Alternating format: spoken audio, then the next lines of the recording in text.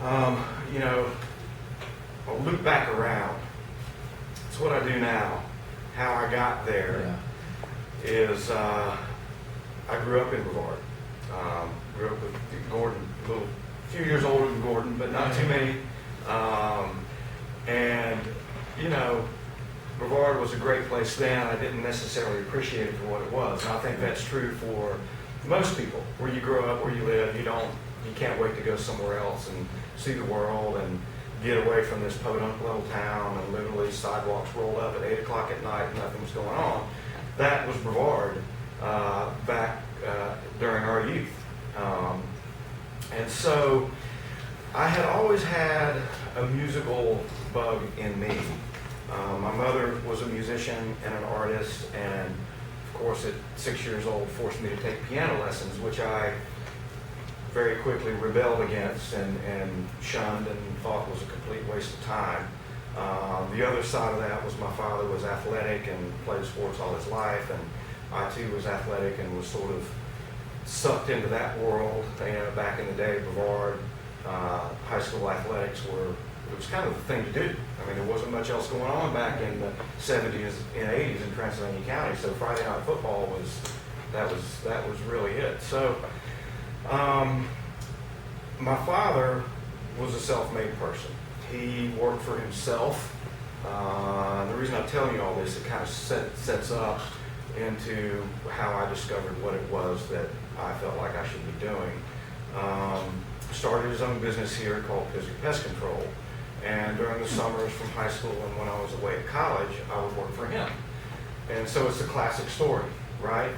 Son graduates from high school, goes to college, works for dad, graduates from college, works for dad, dad retires, son takes over dad's business. Life's good, right?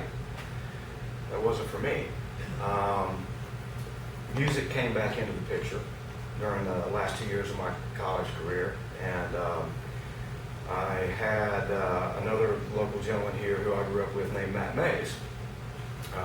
Great songwriter, banjo player, guitar player, who I was experimenting with music during our youth. And at the time, his father owned Camp Deerwood for boys out here. And we would put together a little pickup group, and we'd go play for the camp kids during their campfires on Sundays. Out of that, we met one of the counselors who was a drummer, lived in Georgia, and said, hey, you know, we're all getting out of college next year. Let's put a band together. We can move to Georgia. My mom's got a little dairy barn, and said we can live in for free if we're willing to fix it up. Free being the key word. We can tour kind of the southeastern college circuit and have fun for a year. I said, sounds great. Let's do it. I wasn't ready to go back to work. I certainly wasn't ready to come back to Brevard at the time. So we moved to Macon, Georgia. This was in 1987. And so immediately, Matt and I started writing our own songs and incorporating them into our shows. And the response we got was, it was overwhelming. People responding to the stuff that we had created. And more and more, that getting closer to that year, I knew I was going to have to make a decision.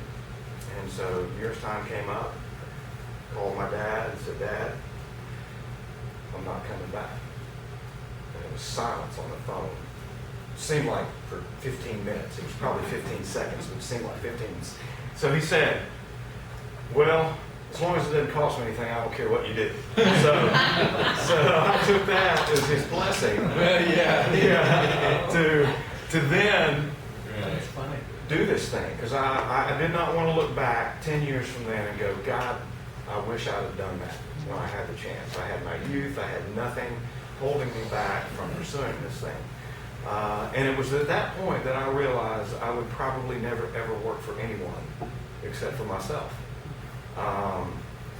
It was a great learning experience. So from that, I'll fast forward. We